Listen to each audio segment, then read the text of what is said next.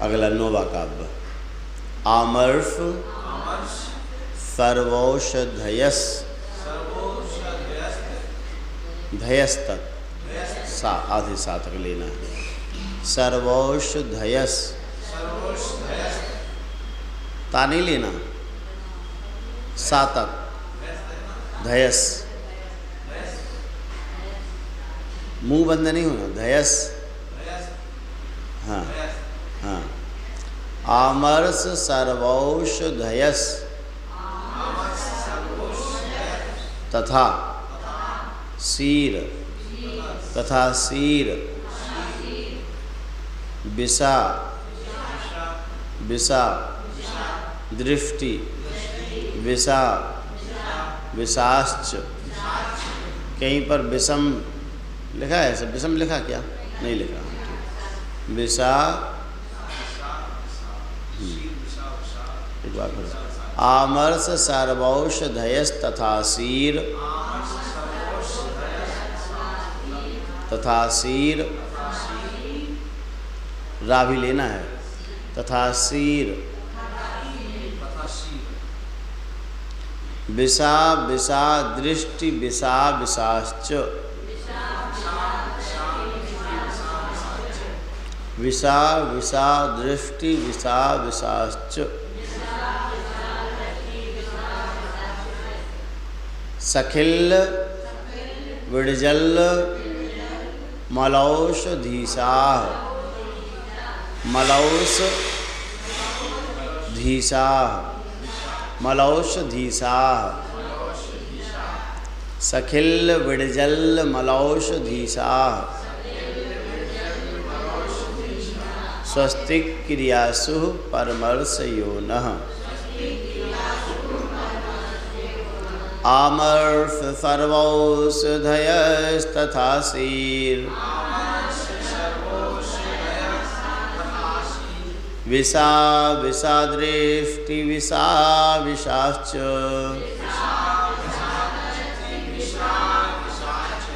सखिल विडजल मलौषधीशाः मलौषधीशाः स्वस्ति क्रियासु परमर्शयोनः।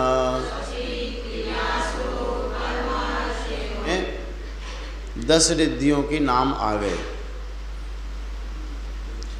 आमर्ष औषधि, सर्वौषधि, आशीर विष, आशीर अविष, दृष्टि विष और दृष्टि निर्विष।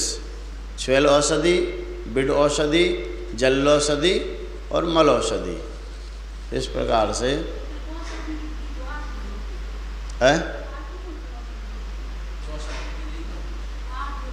औषधि रिद्धि 8 हैं और 2 रस रिद्धियों का इसमें वर्णन है साथ में, है ना। ऐसा आशी विष रस और दृष्टि विष रस। आमर्ष औषधि कौन सी कहलाती है? आमर्ष औषधि जिनके हाथ पैर आदि को छूने से एवं समीप आने मात्र से सब रोग दूर हो जाएं, ऐसे रिद्धिधारी मुनिराज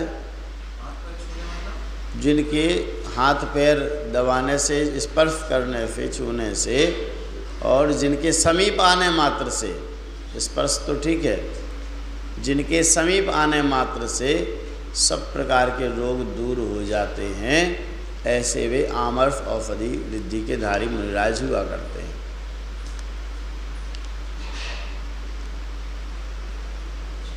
सर्वौषधि रिद्धि जिनके समस्त शरीर के स्पर्श करने वाली वायु ही समस्त रोगों को दूर कर देती है।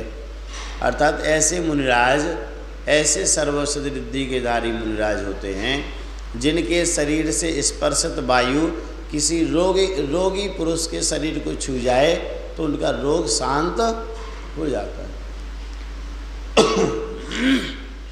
ऐसी सर्वौषधि रिद्धि हुआ करती है। पहली थी जिनके समीप आते ही रोग दूर हो जाएं, और दूसरी है सर्वौषधि रिद्धि जिनके वायु स्पर्श करती हुई आए और वो वायु अगर रोग युक्त पुरुष को, मनुष्य को छू जाए तो उनका रोग शमन हो जाता है। फिर है आसी अविष रिद्धि। महाविष व्याप्त पुरुष भी जिनके आशीर्वाद रूप शब्द सुनने से निर्विष हो जाता है, निरोगी हो जाता है, उसे आसी अविष रिद्धि कहते हैं।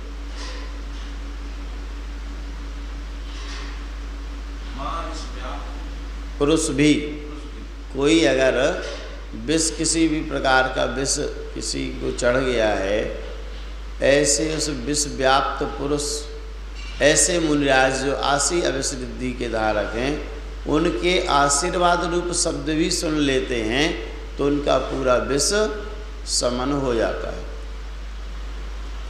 उसे आसी अविष रिद्धि कहते हैं। आशीर्वाद दिया, जाओ तुम्हारा रोग शमन हो जाएगा, हो जाता है। अब देखो दृष्टि निर्विष रिद्धि, ठीक है ना, जिसको दृष्टि अविष रिद्धि कहा है। दो पद निकल रहे ना उसमें से, आसी विष और आसी अविष। अविष मतलब निर्विष, ऐसी दृष्टि विष और दृष्टि अविष, अविष अर्थात निर्विष। तो अब दृष्टि निर्विष रिद्धि की बात अपन कर रहे हैं कि अगर कोई महाविष से व्याप्त पुरुष, ऐसे रिद्धिधारी मुनिराज जो दृष्टि निर्विष रिद्धि के धारी हैं, उनकी दृष्टि अगर उस पर पड़ जाए, जो महारोग से व्याप्त पुरुष है, तो उसका रोग शमन हो जाता है, उसको कहते हैं दृष्टि निर्विष रिद्धि। अर्थात दृष्टि पड़ते ही विष निर्विष हो गया, इसका नाम है दृष्टि निर्विष रिद्धि। आशीर्वाद देते ही, आशीर्वाद वचन कहते ही विष निर्विष हो गया, ऐसी रिद्धि हो गई आशीर अविष रिद्धि। ठीक है, आगे चलो। फिर है सखिल। सखिल अर्थात छ्वेल। अभी हाँ चलो, भी दोनों और देख लो। एक हो गया आसी विष रस रिद्धि और दृष्टि विष रस रिद्धि। तात्पर्य, जिन मुनि के कर्म उदय से क्रोध पूर्वक मर जाओ शब्द निकल जाए तो वह व्यक्ति तत्काल मृत्यु को प्राप्त हो जाता है, उसे आसी विष रस रिद्धि कहते हैं। मतलब एक तो आशीर्वाद दिया तो अच्छा हो गया, और एक कोई क्रोध पूर्वक ऐसे वचन बोल दे कि मर जाओ और मर जाए, तो यह है आसी विष रस रिद्धि।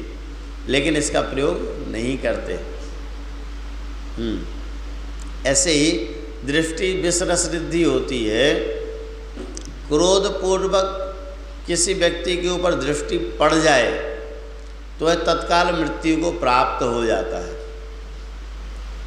दृष्टि विष रस रिद्धि उसे कहते हैं।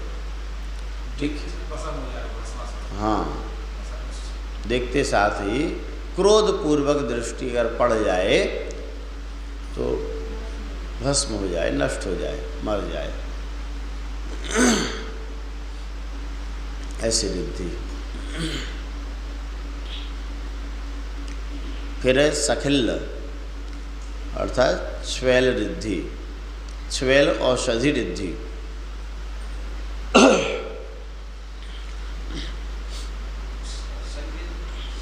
सखिल, सखिल शब्द होता है, ये प्राकृत का शब्द है। इसका संस्कृत में होता है छ्वेल, आधा छा, वा में एक ही मात्रा और ला। छ्वेल औषधि। छ्वेल बोलते हैं थूक इत्यादि, कफ इत्यादि को। हाँ, तो जिनके थूक और कफ आदि से लगी हुई हवा के स्पर्श से ही रोग दूर हो जाता है, वे छ्वेल औषधि के धारक मुनिराज हुआ करते हैं। पहले क्या था शरीर का सर्वौषधि रिद्धि में था कि शरीर के स्पर्शित वायु से रोग दूर हो जाते हैं। और छ्वेल औषधि वाले रिद्धि वाले जो मुनिराज हैं उनके थूक कफ लार इत्यादि जो हैं उससे अगर हवा का स्पर्श से वायु का स्पर्श हो जाता है और उससे किसी रोगी पुरुष स्पर्शित हो जाए तो उसके रोग दूर हो जाते हैं ऐसी वायु से। आ रही बात समझ में? मतलब उनके थूक और कफ से स्पर्शित वायु से रोग दूर हो जाते हैं। छ्वेल औषधि रिद्धि के धारी। बिड औषधि, बिड अर्थात बिष्टा, बिड बिट बिफ्टा, हाँ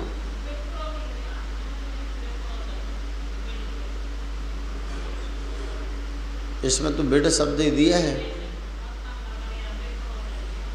वो अलग होगी कुछ है, यही है। अच्छा, विप्रस औषधि नाम दिया है। हाँ हाँ हाँ ठीक है, देख लेना उसमें अगर वो है तो एक ही नाम होगा। बिड औषधि अर्थात बिफ्टा से स्पर्शित की हुई वायु रोगी पुरुष के रोग को दूर कर देती है। ऐसे बिड औषधि रिद्धि के धारी मुनिराज होते हैं। फिर जल औषधि, जल औषधि में लगी हुई धूल महारोग का शमन कर देती है।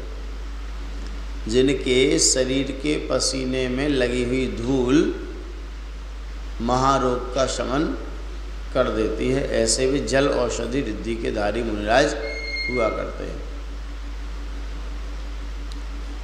मल औषधि, जिनके दांत, कान, नाक, नेत्र आदि का मैल सर्व रोग नाशक होता है। दांत, कान, नाक, नेत्र आदि का जो मैल है वह सभी रोगों को नष्ट कर देता है। ऐसे वह मल औषधि रिद्धि के धारक मुनिराज हुआ करते हैं। ऐसे औषधि रिद्धि और रस रिद्धि के धारक मुनिराज हम सबका कल्याण करें। तो औषधि रिद्धि के कितने भेद हो गए? 8, और 2 रस रिद्धि के भेद हो गए।